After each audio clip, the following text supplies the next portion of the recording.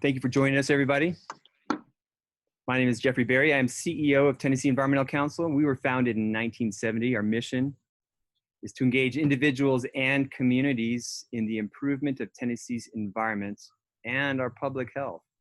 Good luck with that one, right? But we're working at it. We're planning on doing more of these forums after the primary. However, since there's no general election challenger for this 5th congressional seat, we felt it was important to host this before Thursday. Give us a chance to air out these issues that we care about and our audience cares about, the environment.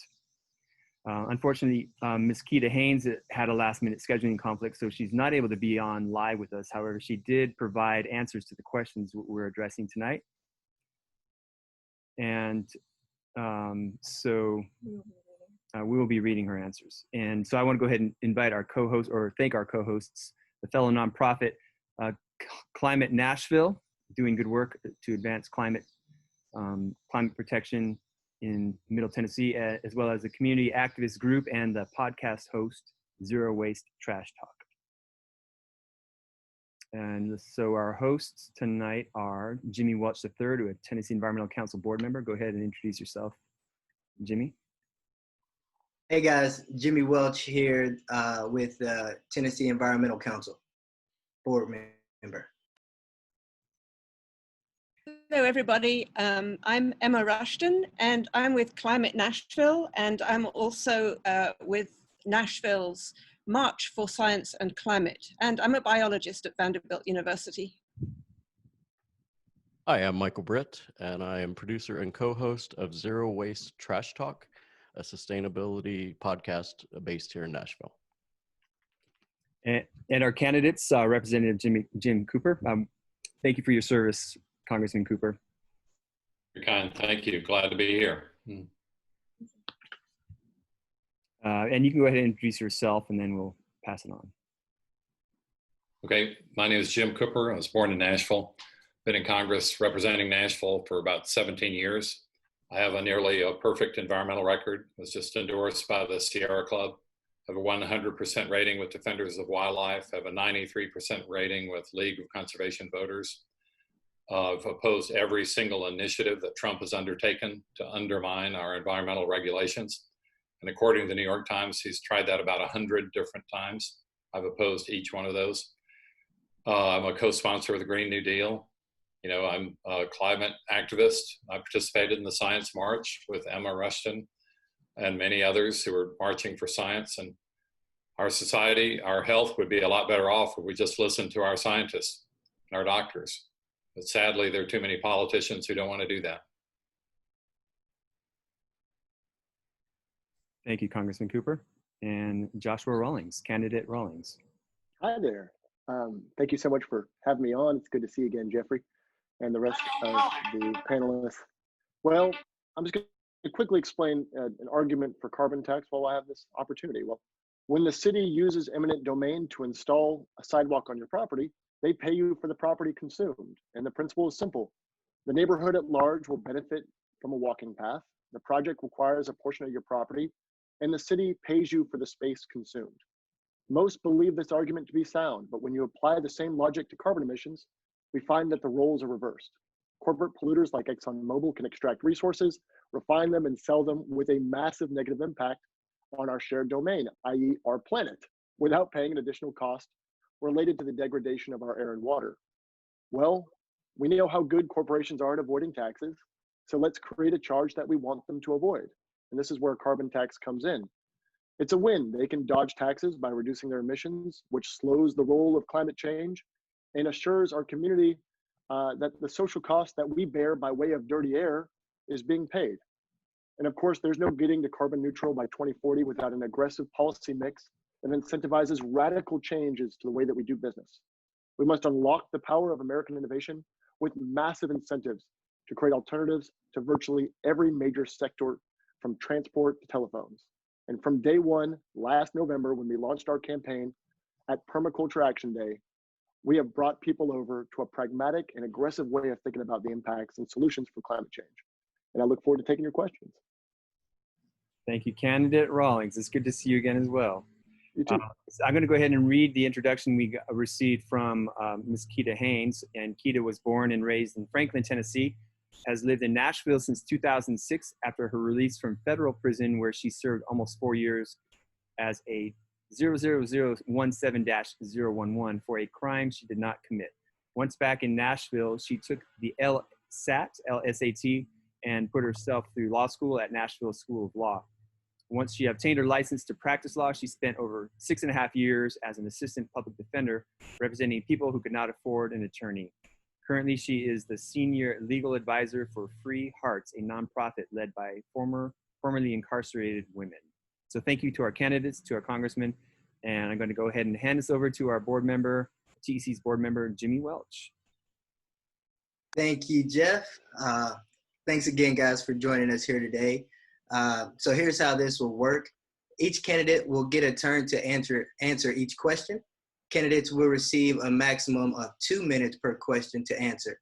We respectfully ask that you keep your responses concise and under 2 minutes. I will let you know if and when you reach your time limit. We have randomly selected which candidate will go first, and we will proceed in an alternating fashion after that. So our first question goes to Representative Cooper. Representative Cooper, what are the most important environmental concerns in District 5 that you want to address if you win re-election? Well, global warming affects the entire planet, and that's the #1 threat that we all face.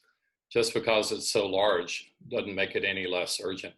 I'm on every bill to address that. The speaker just recently had the task force on the climate crisis complete its work. It's endorsed some 600 bills in a comprehensive package, but we're really not going to be able to make progress unless we recapture the White House and the US Senate. The House of Representatives is fine on these issues. We are not perfect, but we're headed in the right direction. The Trump White House and the Senate, they're absolutely crazy. They're the most anti-science bunch we've ever had, and anti-environment. So that's the real urgency this fall. And I hope that every activist, everybody who cares about our beautiful world, and as our late colleague John Lewis said, this is our house. We all live in the same house. We got to take care of our house. And it's that sort of attitude, I think, that brings climate down to regular people and makes them support changes that are going to keep themselves and their kids and their grandkids healthy. Thank you. Mr. Rollins, what are the most important environmental concerns in District 5 that you want to address if you win this election? So before the pandemic, I spent a lot of time in metro public schools. I've got friends who are art teachers, math teachers, and others. And I would just kind of sit on the side of the classroom and listen and watch the discourse happen in the class. And on dozens and dozens of occasions, I had the opportunity to ask kids what they knew about climate change. And guess what? They didn't know anything about it. So as far as a local issue, we need to teach people the facts and the stats as it relates to climate change. Most people don't know that 70% of the fresh waterways that they spend the summertime hanging around are polluted in such a way that it's almost dangerous to spend time in the water. That's a way to bring the issues home and make it happen. The second thing that comes immediately to mind is public transportation, right? Jimmy, you and I should be able to go get dinner in Atlanta tonight taking high-speed rail. It'll take us an hour to get there and an hour to get back. We can have a lovely conversation, maybe drink a cocktail on the way too. But it's funny, you know, anybody who's gone to Europe or Asia knows that they put massive investments in their public transportation sector. But now we look here in the US, where are we? No high-speed rail, hardly a sustainable enough infrastructure to support next generation transportation. And we need to start making those changes now if we expect to be competitive and carbon neutral by 2040. Thank you. So Ms. Haynes was unable to join us, as you know, so this is the answer that we received from her.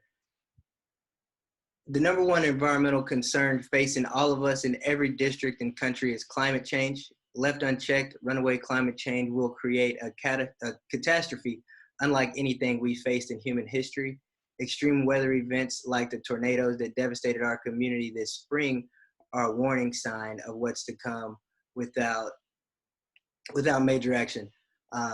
Earlier this year, the American Lung Association gave Nashville a D grade for ozone pollution, while the number of bad air days increased over 2018. This pollution leads to increased asthma and other dangerous health outcomes. As we look to decarbonize our economy, we must work to ensure rigorous air quality standards are placed in nationwide and enforced in every jurisdiction. Emma. Thank you. So question number 2 goes first to Mr. Rawlings. Mr. Rawlings, what are your ideas for how COVID-19 stimulus packages could advance climate goals and create employment within the green economy? Well, it's interesting. We're moving trillions and trillions of dollars, but not $1 has been specifically designated towards green objectives. So right now, while we're employing the printing press, we could certainly be making massive investments, especially while cars are off the road in our infrastructure. Now you think about a huge infrastructure transportation package that could be going through right now. This is what happens when you have an archaic way of thinking in DC. You end up with a system that's not tuned to the modern issues. And if we had somebody in there who understood that government can work quickly and we could reform the way that we approach these problems, we could be making huge improvements in our infrastructure right here and right now while we have this opportunity, which will cut down on braking, which cuts down on carbon emissions. Thank you, Mr. Rawlings. So I have Ms. Haynes' answer here. She says, I'll repeat the question. What are your ideas for how COVID-19 stimulus packages could advance climate goals and create employment within the green economy? And her reply was, over recent months, more than 40 million Americans have lost work. Millions of those jobs may never come back. At the same time, the pandemic gives us a preview of the kind of disruption that may await if the climate crisis runs out of control. Some ideas I've seen that I think we should seriously consider are, 1, providing training and new jobs to millions of out-of-work Americans to rebuild our infrastructure and green our economy in jobs like retrofitting buildings, renewables installation, electric grid updates, and environmental restoration. 2, end subsidies to oil, gas, and other greenhouse gas producing industries, and reinvesting that money in resiliency and jobs programs. And 3, invest in new green American manufacturing capacity to produce critical materials, including the raw material for PPE and other materials needed to fight future pandemics, to create jobs today and in the future. And now, Representative Cooper, what are your ideas for how COVID-19 stimulus packages could advance climate goals and create employment within the green economy? As you know, Emma, one of the few silver linings in the COVID cloud is that the lack of economic activity recently has actually lowered emissions substantially. And we need to take advantage of that and lock that gain in. The Democratic Party has for many years promoted green jobs, and we do it in a variety of ways. Sometimes it's huge subsidies for electric vehicles. Sometimes it's subsidies for wind or solar generation. There are many ways. On occasion, some of those subsidies have gone awry, like in the Solyndra case. But for many years, Democrats have been trying to level the playing field and take away the oil and gas advantages that fossil fuels have had, needless tax breaks that they've locked in over a century. So progress can be made, but again, the real progress will be made when we have a Democratic Senate and a Democrat White House. That should be the goal, because the House of Representatives is generally on the right path. I was in Congress when Greta Thunberg visited us from Sweden, sailed over in a boat so that she would be carbon neutral. She's one of the more inspiring people of our generation. It's amazing, and we need to listen to her voice and others as we think boldly and legislate boldly. Thank you, Mr. Cooper. So I'm going to hand over now to the next questioner. That's Michael. So the next question would go to Keita Haynes. So I'm going to read the question and then her answer. The goal of the Green New Deal is to reduce greenhouse gas emissions in order to avoid the worst consequences of climate change, while also trying to fix societal problems like economic inequality and racial injustice. Which parts of the Green New Deal do you think should be implemented first, and how can you make that happen? Ms. Haynes answered, first off, it's important to note that the Green New Deal is a resolution, not a fully formed legislative vehicle. I'm committed to working with its sponsor, Rep. Cortez, and advocates like Sunrise Movement to help shape legislation that is equitable and effective. That said, considering the massive unemployment crisis and now also an eviction crisis we currently face, I believe the top urgency should be on programs that will create jobs rapidly and greening our economy. Many of those will likely be retrofitting existing infrastructure, and I think it's particularly important that we look at upgrading and greening facilities like schools while building millions of units of affordable green public housing. Mr. Rollins, which parts of the Green New Deal do you think should be implemented first, and how can you make that happen? The Green New Deal is really split up into two separate parts. One is essentially laying out the aspirations of the deal, which is to get carbon neutral by 2050, talking about massive improvements to our codes for large buildings and other aspects of building codes and manufacturing standards. And the second part is talking about a federal jobs guarantee and some of the things that we can do to empower America's workforce to start working towards the green end. The part that's most important to me, because I'm not necessarily the type of person who believes the federal government should be in charge of every aspect of our life, should be setting aggressive goals and making sure that we get there with a group of ideas that will bring us the most success. This means making sure that we get to carbon neutral by 2040, because we don't have any more time to spare. And the best way to do this is to make it like the moonshot, right? We must say we have to come up with battery technology that will be able to store and contain energy that can be derived from the sun and wind, which are abundant resources, and be able to employ it over a longer run. One of the issues that we have, one of the last mile issues that we have in green technology is battery technology. So the federal government, I believe, should be partnering with private companies and putting billions and billions of dollars into this tech so we can see progress in a much more quick time span. And the thing that I think we need to go further with is there needs to be programs in place where you can receive money for doing your part for the environment. There are simple things you can do. Picking up trash, developing local green plans inside of your high school so you can look at the lay of the land in your school district and take direct action. But this needs to happen in a local and community level, not necessarily from the federal government. Federal government can put out money and create incentives, but it's really the community and local green plans which are going to get us where we need to go. Because Arizona is going to need solar panels, and Nashville, Tennessee, well, we're going to be able to use our Music City Gold. Rep. Cooper, which parts of the Green New Deal do you think should be implemented first, and how can you help make that happen? Well, let's be ambitious. Why can't all three parts be implemented at the same time? In fact, some of them already are well underway. For example, the 100% Clean Economy Act that was introduced with the Green New Deal goes a long way to describing in specifics what environmental changes need to happen. When it comes to addressing systemic racism, the George Floyd Justice and Policing Act that Congress has already passed can go a long way toward reforming the police department, which is really just the first step of reforming education and healthcare and transportation and housing and the other areas. And then when it comes to economic inequality, the first thing we should do when Bush is unelected in the White House is to repeal, or when Trump is unelected in the White House, is to repeal the Trump tax cuts, because that was outrageous to lard the top 1/10 of 1% with money that they don't even need. But that's how the Republican Party has funded itself for a long time, and that needs to stop. So Congress needs to get its act together and be ambitious and pursue all three goals at the same time. We have 26 committees in Congress, put them all to work, and let's get this job done. Thank you. All right, so I'll have the next question, and it'll start off with you, Representative Cooper again.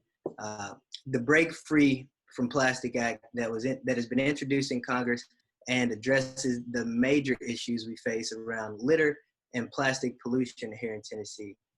It bans certain single-use plastics like plastic bags nationwide, puts a 10-cent national refund on all plastic, glass, and metal bottles, shifts the responsibility of plastic waste from local governments to the plastic producers, drive in markets for recycled material, and prohibits the export of plastic waste to developing countries.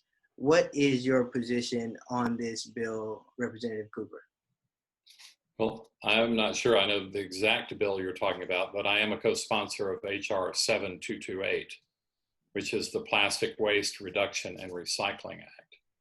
So I would like to learn more about the bill that you're talking about. It sounds very similar to the one that I'm already on. The individual proposals that you're talking about make a lot of sense, but remember, without winning the Senate and without winning the White House, we'll just be talking to ourselves. We've got to turn these things into law. And that means getting all the folks who care about climate and all the folks who care about environmental justice out to vote this fall, because that's what really matters. And by the way, I think someone misspoke earlier in the presentation. There is an independent running in the general election. So this election isn't completely over with the primary. In Tennessee, a state that went 70% for Donald Trump, we have a lot of work to do to make sure that our friends and neighbors across our state, for example, the county that you're in, Williamson, that's one of the most Republican counties in America. So that's a challenge. We've got a lot of work to do as Democrats and as people who care about the environment to make sure that our issues prevail. Thank you.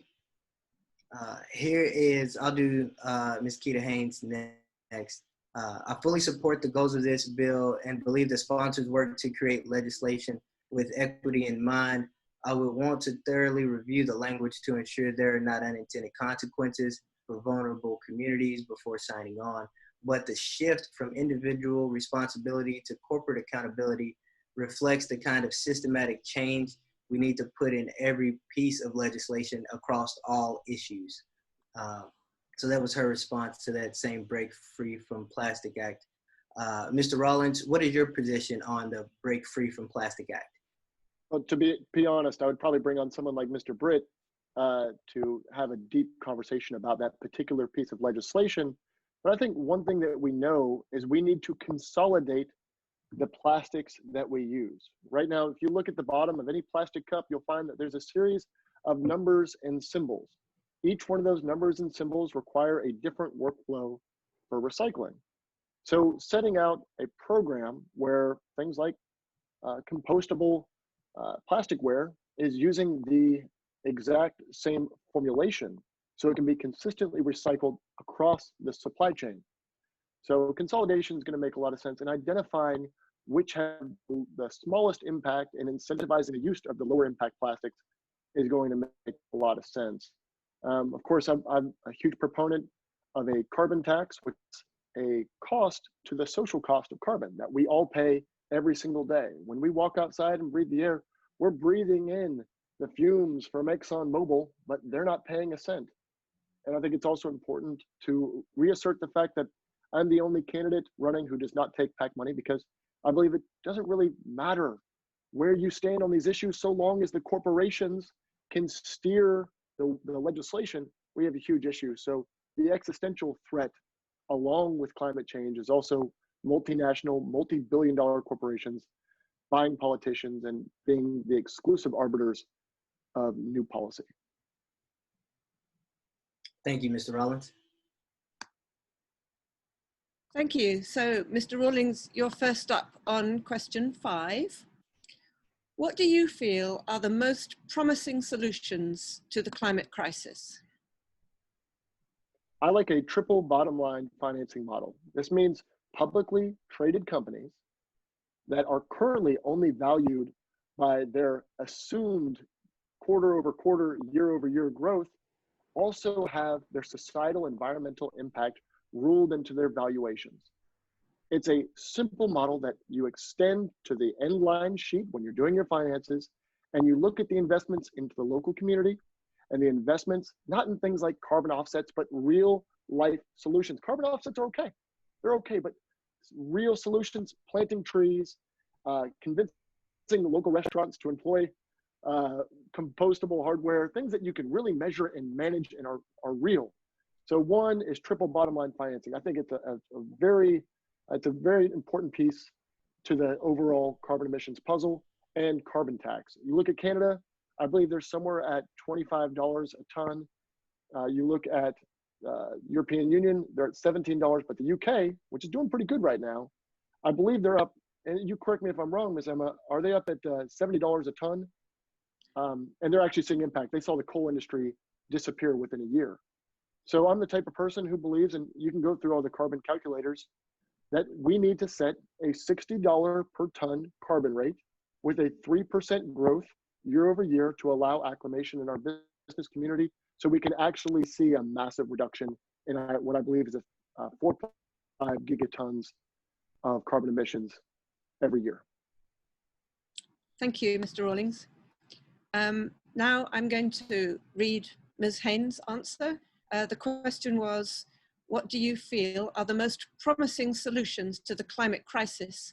And Ms. Haynes said, I'm not a scientist or environmental expert, and I would allow my decisions on these issues to be guided by people with expertise in the field. Certainly, we see meaningful shifts in renewables. I hope we're not far from a time where increases in productivity and decreases in cost make it possible for most households, especially in areas like ours with extensive sun, to generate a majority of their own electric needs via rooftop solar.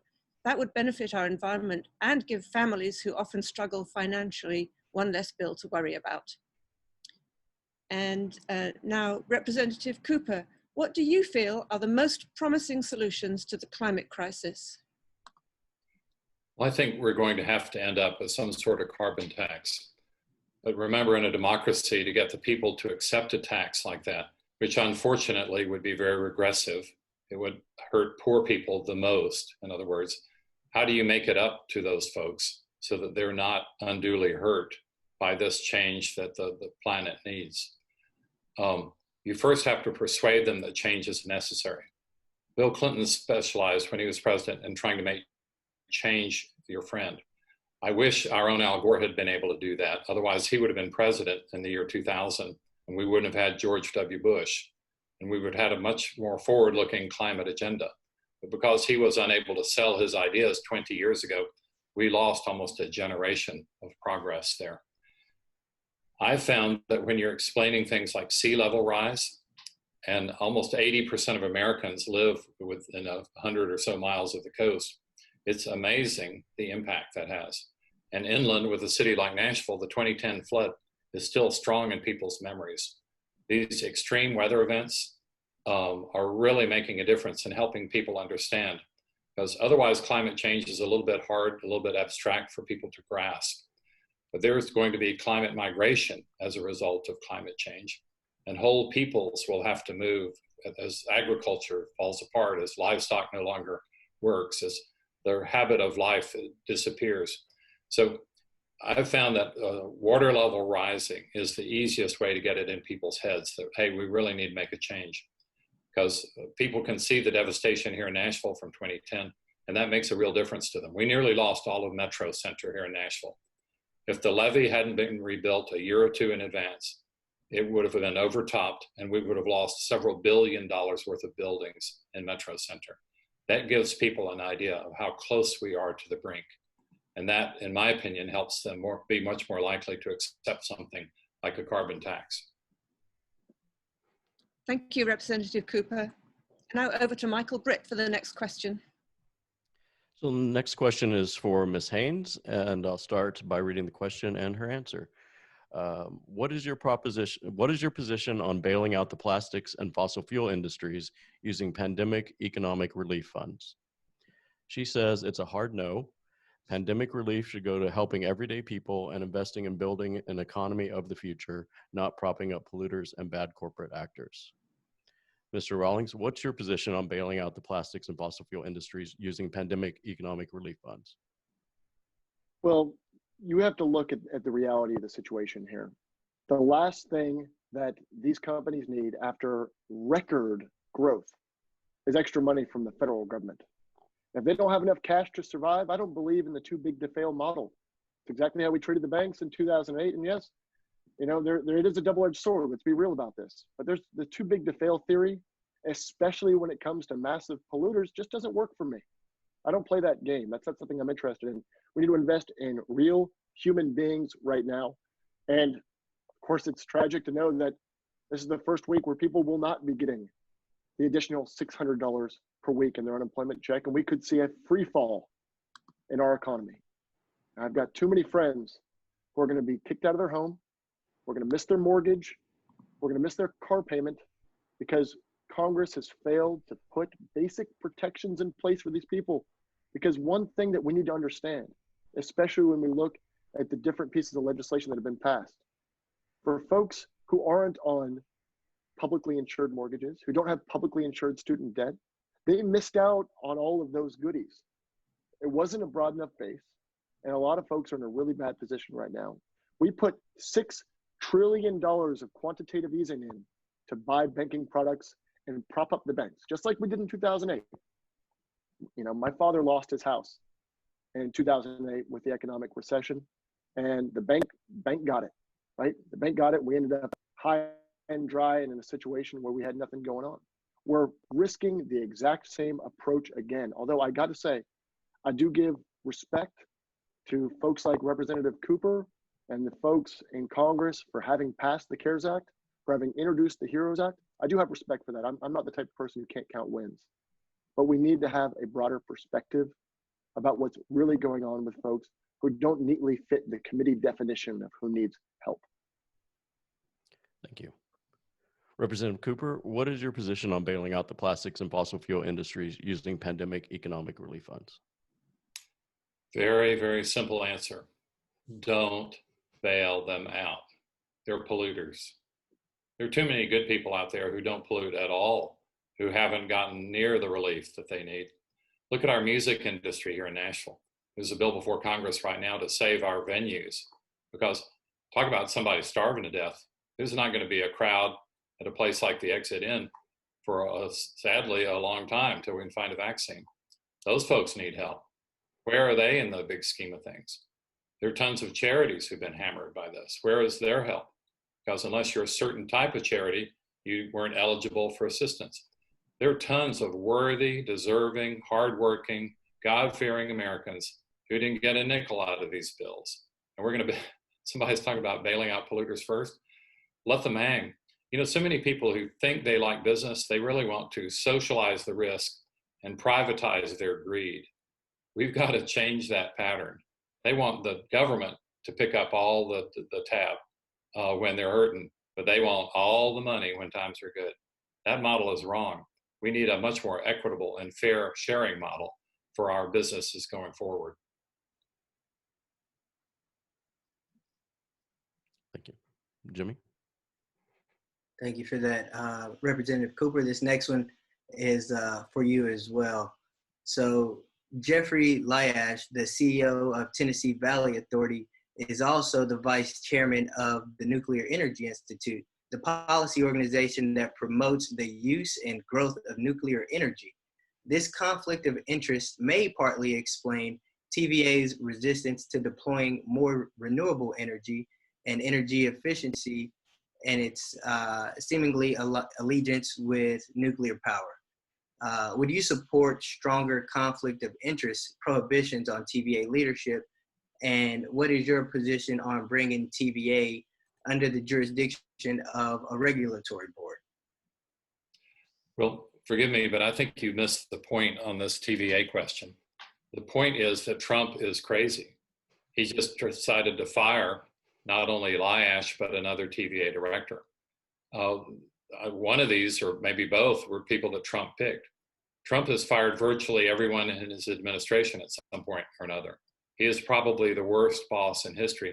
He's certainly the worst president in American history. And the reason the White House gave for the firing was outsourcing IT overseas. That was the reason. Now, no business and no public official should have conflicts of interest. That should be disclosed, and the people should be able to judge. But the problem with TVA in recent years and them shortchanging green issues is too many Republicans have been pointing too many Republicans to the TVA board. It didn't used to be this way. When we had Democratic presidents and Democratic senates, we could put Democrats on the TVA board. That's the fundamental issue. Now, we've always been worried in the Tennessee Valley because virtually every Republican administration has tried to take TVA away from us. TVA is an example of socialism that actually works. It is a government-owned utility. And one reason it does work is it's not under the thumb of politicians. It's an independent agency. And as a result, we still have some of the lowest electric rates and some of the most abundant power and perhaps the most robust grid of any place in the whole country. Those are things to brag about, and they bring us more jobs in the Valley. We need to keep that. But every Republican president, as I say, since Eisenhower, has basically tried to take that away from us. This is just the latest Trump-inspired, desperate attempt to savage an agency that Democrats and Republicans alike believe in the Valley has generally worked for us. Now, they do need to favor solar, which they haven't been doing adequately. They do need to favor wind. We have a problem there because Senator Alexander, who's retiring, hates wind power. He absolutely hates it. So we have an opportunity now to change that vote in the US Senate. Let's change it and bring in somebody who likes wind. But we've got to win that seat. And I hope the TEC is having a panel on our Senate candidates because they're really the folks who need help. Because remember, we got to take the White House, we got to take the Senate. The House of Representatives is in relatively good shape. Thank you, Representative Cooper. Mr. Rawlings, would you support stronger conflict of interest prohibitions on TVA leadership? And what is your position on bringing TVA under the jurisdiction of a regulatory board? Well, Jimmy, let me ask you this. If ExxonMobil wanted to cut you a check to do the work that you have to do in the Environmental Council, would you take it? No, right? We need to make sure, and I believe in conflict of interest issues across the board. I don't think politicians should be taking money from corporate super PACs. And you'll see, you can go to fec.gov and recognize that I'm the only person running who's not taking corporate super PAC money because I believe in the issues and the conflicts of interest. And actually, one of my opponents, Jim Cooper, wrote his college thesis about the issues of having money in politics and the issues with conflicts of interest. We need to live out these values. We need to make sure that we fight for them every single day and we live them out. So yes, Jimmy, I completely agree that you don't want to have conflict of interest anywhere from politics all the way up to the corporate boardroom. The problem is the US Congress becomes a training ground for K Street, the capital of lobbyists, right? And they know exactly what they're doing when they give money to your campaign. We need to have a generation of candidates that vows not to take PAC money and that vows to stay in Congress no more than 12 years. Because guess what? We have a huge issue with folks going to Congress, either staying there forever, right? Or turning right around and sitting on a corporate board or becoming a corporate lobbyist. And this is a huge issue. And now specifically to the question of nuclear power, just because we have an opportunity to talk about it, talk about the energy mix, right? People say, well, nuclear power can solve all of our renewable energy problems. Did you know that it would take 15,000 nuclear power plants to provide power for the entire world? And they would have to be commissioned and recommissioned every single day. We know how expensive and long it takes to build a nuclear power plant. There might be new and breakthrough technologies that we've not seen because some research, people have been scared off from doing research for good reason, but it will probably be a part of the overall power mix, but it can't be the exclusive piece of the puzzle. Thank you for that, Mr. Rawlings. So here is how Ms. Haynes answered that question. Yes, if this administration has shown anything, it's that we need stricter rules governing people in positions of public trust and stronger regulation of government and public officials. Emma? You are still muted. Mr. Rawlings, you're up again. If elected, what are your plans to address local environmental justice concerns? Well, as I mentioned in my opening remarks, I launched my campaign with Permaculture Action Network at their Permaculture Action Day with my policy that got rolled out, which is American environmental leadership. Of course, before the pandemic, I'm standing on a stage and sharing the new vision for America. And this is something my generation understands intimately. We will have vertical farms on the outskirts of every city. We will have cars that shuttle to your home and drop you off at your preferred location at the touch of a button without burning one bit of carbonized fuel. We will be in a world where you'll be able to heat and cool your house using a mix of geothermal, wind, and solar power, right? And like we said in the last question, maybe a sprinkle of nuclear, although it's not many people's preferred power mix. We need to start imagining a brand new America, right? Like we also said before, we should be able to get dinner in Atlanta tonight, but we are 50 years behind every single country. It's really concerning, every single modern country at the very least. So we need to paint this new picture and, of course, integrate environmental issues directly into the classroom, which we're missing now. Thank you, Mr. Rawlings. Ms. Haynes' answer to, if elected, what are your plans to address local environmental justice concerns? She said, in our communities, certain individuals and groups are at a higher risk of environmental threats. This is especially the case for low-income communities, the class and people of color, whose livelihoods and health may be impacted by waste disposal and pollution and other environmental hazards in their neighborhoods. This environmental injustice and environmental racism, where one group of people are exploited to benefit another, is prevalent all across our country. In Congress, I will work to allocate funds to protect and benefit communities that have been historically overburdened by pollution. I will work to create a large-scale funding program for comprehensive climate projects in communities impacted by environmental injustice, and implementing measures to combat the current climate crisis through the Green New Deal. The just and fair treatment of all people and communities is essential in creating a more sustainable and healthier world where we can all live and our children can grow and reach their full potential. That's Ms. Haynes.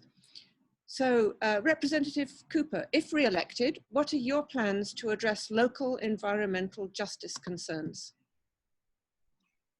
These are so important because whether it's the location of a landfill in your part of town, as was attempted against Bordeaux, whether it's an interstate highway that savages your community, not only with traffic noise, but with pollution, whether it's lead paint in your apartment, which should have been removed years ago by the landlord because that's been a known health threat for decades, whether it's lead in the water system, as we've seen in Flint, Michigan, and still exists in some water pipes in Nashville, and also can delay development. Whether it's just a poorly insulated home, that can hurt. There's so many things.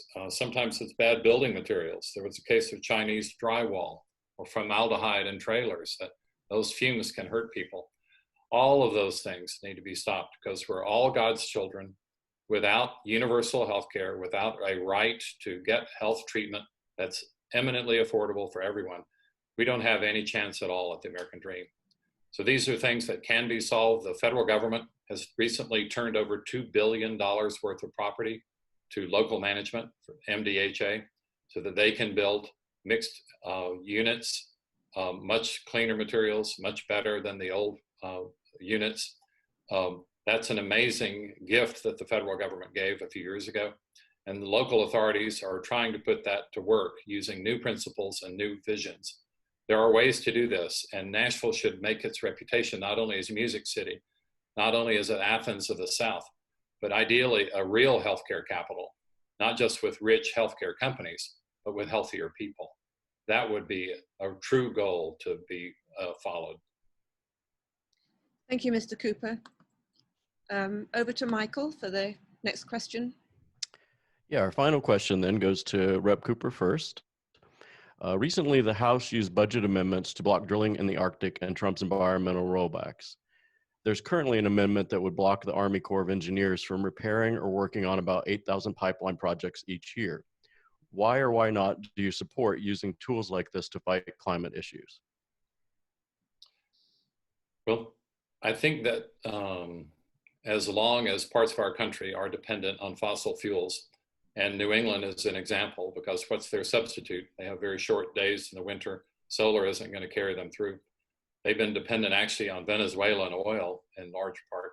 they're also dependent on oil from other parts of the country. Until they can affordably wean themselves from that, we cannot sentence them to freezing to death. We have to be mindful of their situation. We live in the Sun Belt. We're fortunate.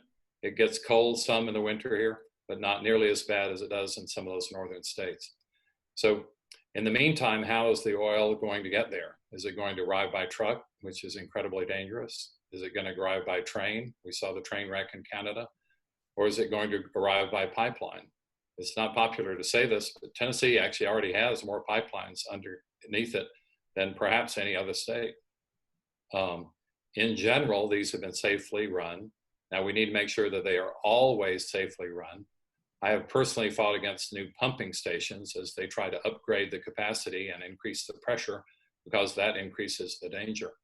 But if your alternative is to prevent your fellow Americans from freezing to death in the north, or truck or rail, then pipelines are actually probably a safer alternative. Now, some of these new routes that they're talking about, going through sacred burial grounds for our Native Americans, that seems crazy to me, because there's plenty of space in America. You do not have to invade anyone else's sacred property to do that. But look at a map sometime. Our nation is riddled with pipelines. They all need to be safely done. They all need to be carefully maintained. They all need to be accountable to the public. But if the alternative is truck or rail, I'm not for accidents in truck or rail.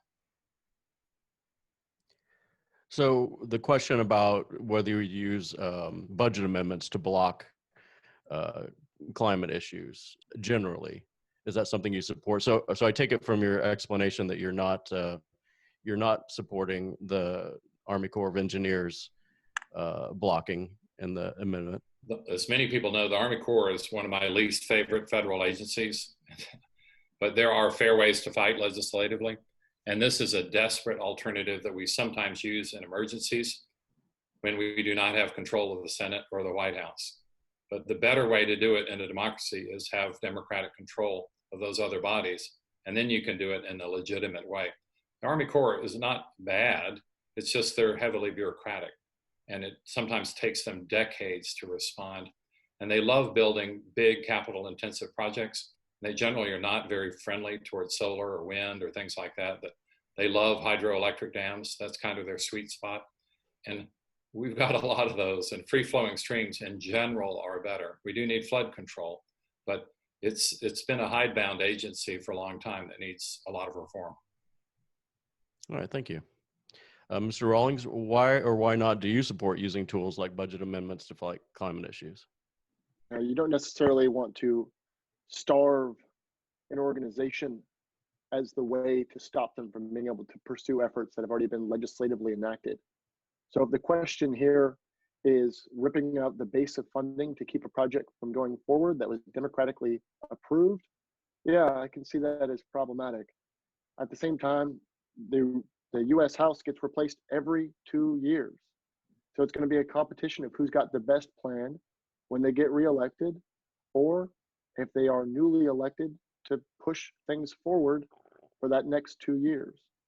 So if somebody comes in, and especially as Mr. Cooper was saying, you end up in a situation where the Army Corps of Engineers set out a project 20 years ago and are just now trying to get additional funding for a project. And you tell me, is this the baseline of what you're talking about here, Mr. Britt? We're talking about starving a project by taking away the money. Correct, since basically the House controls purse strings on a lot of these issues, that I guess the tactic of adding amendments to slow or change down some of these bad environmental regulations, and the current one that's up right now would hamper the Army Corps of Engineers from working on pipelines. So here's the deal, and I think that kind of reinforces my original statement. If you set out to make a project 20 years ago, and it's just now getting its extra chunk of funding, well, this is the right of the newly elected officials to change course, right? You need to be able to pivot, you need to be able to be real, and if you see real and safe alternatives for either transporting fuel or finding ways to heat homes and produce electricity away from regular gas pipelines, and that seems like the preferred method. I'd have to look at the very specific situation to be able to make a more informed answer, but by and large, I believe that this country needs to be able to be faster at pivoting and changing its initiatives and projects, especially if we're talking about a 20-year horizon to getting carbon neutral. We need to work much more aggressively. Thank you. Yeah. Unfortunately, we didn't receive an answer from Ms. Haynes on this question, so I'll turn it back to Jeff. And that concludes our questions for this, our first candidates forum for the Tennessee 5th Congressional District. Please stay tuned for upcoming forums that we're going to do for the United States Senate here in Tennessee, as well as other candidates as we can get commitments from candidates. So stay tuned to our website, tectn.org, for those forums. And we also have an incredible forum coming up, the Policy and Practice Forum on August 21st, where we're going to be looking at equity in Tennessee's environmental movement and how we can enforce and improve the equity of our environmental justice work. So thank you, candidates and Congressman Cooper, for this wonderful experience, for answering our questions and shedding light on your views, on your stances and positions on the environment. Very informative, very helpful.